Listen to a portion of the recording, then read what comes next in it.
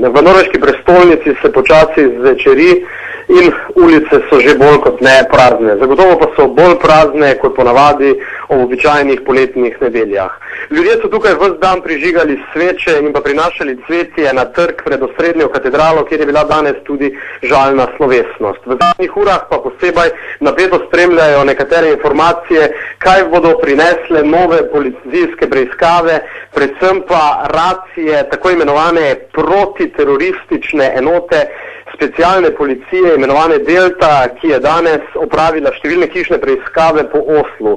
Za zdaj so po zadnjih podatkih prejeli 6 osumljencev, da so teroristu oziroma napadalcu, arhitektu srhljivega pokola v petek Andersu Beringu Breiviku pomagali pri zločinu, a nekatere so medtem že izpustili.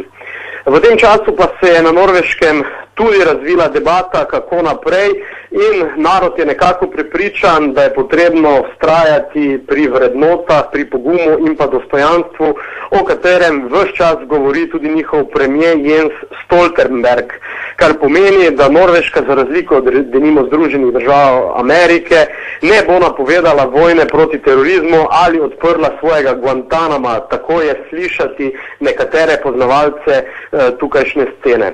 Sicer pa ljudje z velikim zanimanjem pričakujejo tudi jutrišnji dan, ko bo Anders, ko bo teroristični napadalec stopil pred sodišče, pri čemer pa je seveda potrebno povedati tudi, da mu po tukajšnjih zakonih v najslabšem primeru grozi kazen v višini 21 let zapora.